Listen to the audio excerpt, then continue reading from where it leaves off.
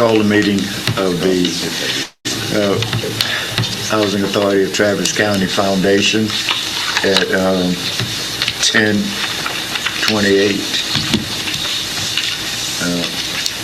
We'll have to accept the roll call, please. President Roberts. Present. Director Priest. Present. Director Genshi. Present. Director Brown. Present. Director King. Present. We have a quorum. Thank you.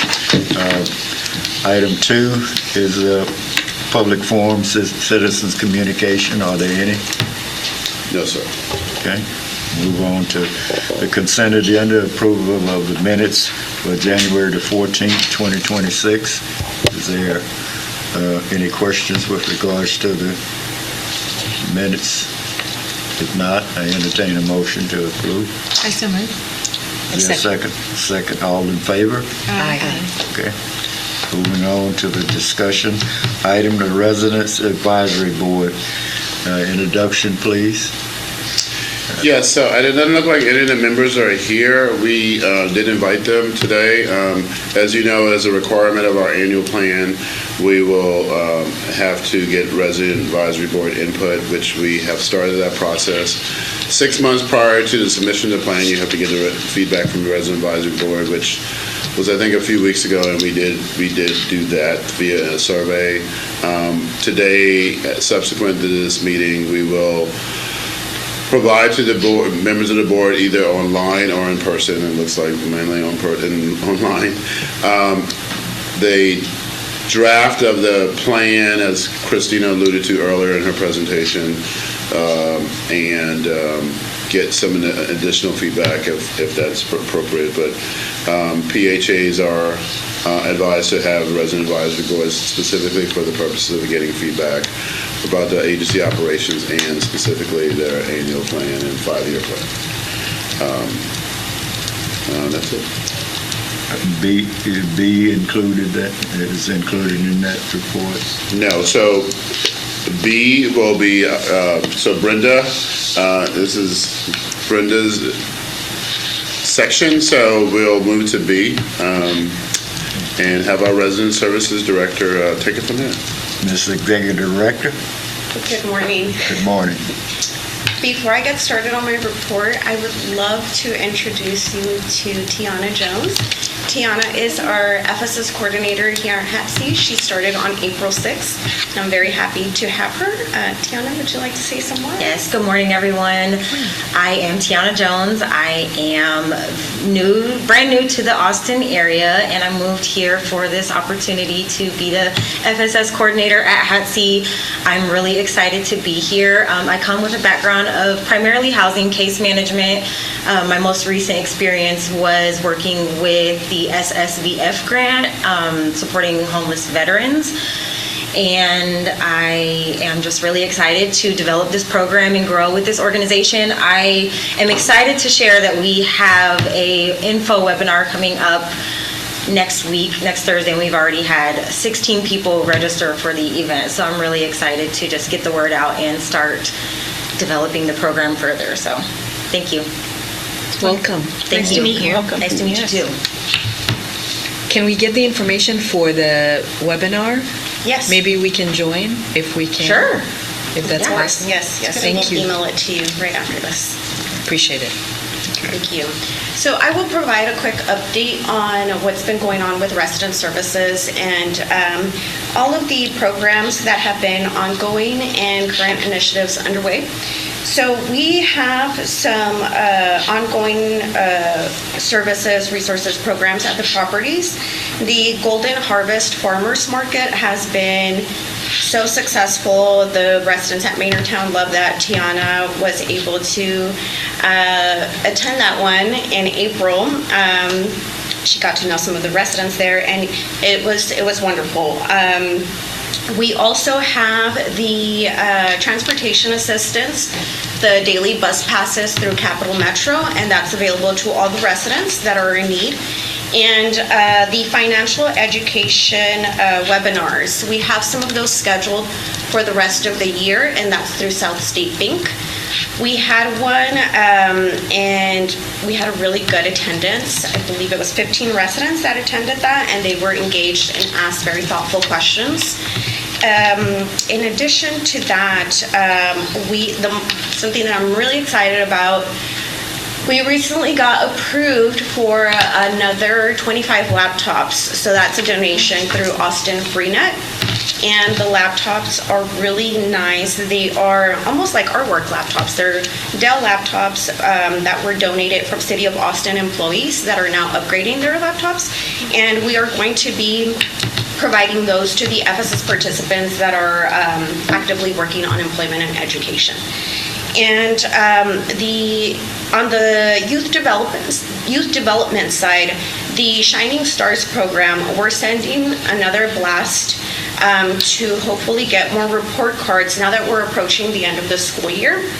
I know those report cards will be sent out to the parents here pretty soon. The scholarship, the HATC Foundation scholarship, we have opened that up to adults that are pursuing college education or vocational trades. And I'm very excited to let y'all know that we have some applicants that are actively working on their documents. So I hope to have a good update for that next month. Can you looking remind us? ahead, Can you remind us the dollar amount for the scholarships? I can't remember. $2,500. $2,500. Okay. Yes. And how many do we have? How many scholarships are we offering? Oh, Patrick, would We you just like have a to- line item, but I think we have 10, 12,000 in that line Yes, item. we have some money where we Yeah, can so provide at it's least just, I five, mean, six. because some of the vocational training is not, it's less. So we're just have a line item with funds for scholarships. Okay. Yeah, so. And it's okay to go to a community college, right, using this money? Yes, speaking of community college, I'm going to let Brenda tell you a little bit about our discussion with ACC recently. So just for the record, community college, for those that graduated in the last 2 years from a local institution, actually get to go for free. I don't know if Pflugerville's included in that, but one of the school districts isn't. But yes, in the case that it is applicable. So maybe just share a little bit. We've been having some discussions with ACC. I don't want to steal your thunder. Yes, so we've been, I'll just jump in there, and Yeah. we've been having some ongoing conversations with ACC to hopefully plan something where the residents who have expressed interest in community college to have almost like a field trip where we take them to the community college and we connect it with somebody by the name of Tara Garcia, and she's really helpful in, just really wanting to help our residents get the experience of what it feels like to go to college. Starting with an ID, which a lot of folks don't think that they can get to ACC and immediately get an ID and get the experience of what it's like to be a student. So we're going to start there and see if we can connect them to an advisor to then talk about what program or what college degree they might want to pursue. But those are ongoing conversations. And to follow up with that, we have we're developing a partnership with Artly World, and Artly World is a nonprofit. They provide art classes and art activities for youth and family and seniors. And we have some events or some classes, some sessions that are scheduled throughout the year for Maynardtown specifically. And they are going to be working on an art piece to hopefully have it up in their community room. And we'll share more updates about that in the upcoming months. The after-school meal program with Central Texas Food Bank, we have our summer application approved, and we are just going to get started on some training to make sure that we know what we need to do for that. And Black Men's Health Clinic, they are helping us out with providing annual health fairs at all the properties, including some nutrition classes at Summit Oaks. And with Austin Area Urban League, we are developing a partnership so that they can help us with a mentorship program for our youth. at the mobile library, that is something that's going to be happening in the fall. So the Austin Public Library, they're really busy right now. Somebody retired sooner than they anticipated, so they're working through that, but we will have that visit potentially in the fall at Alexander Oaks. So that's what I have, and I wanted to provide, I just wanted to share some goals that I have for the foundation, and it's 3 goals that I have. One of them is to increase resident engagement, to have a bigger turnout at our workshops and webinars, expanding self-sufficiency opportunities such as like the scholarship now that's provided to adults, hopefully getting more devices, like more laptops, and we have the down payment assistance program that's in the pipeline with Travis County. And third goal that I have is to strengthen partnerships and funding. And I would love if I can please ask the board if you have any connections or any contacts that you can provide for me to contact them and hopefully develop a partnership or figure out a way how we can work together. And I just want to thank Ms. Fadi and Mr. Roberts. They've provided some connections already, and it's been wonderful. I'm very hopeful that we're going to get some really good services out of those two. And let's see, I believe that's it for my report. Any questions? You mentioned the state of Texas, HHSC, the large organization with about 20,000 employees, or maybe more, around the state.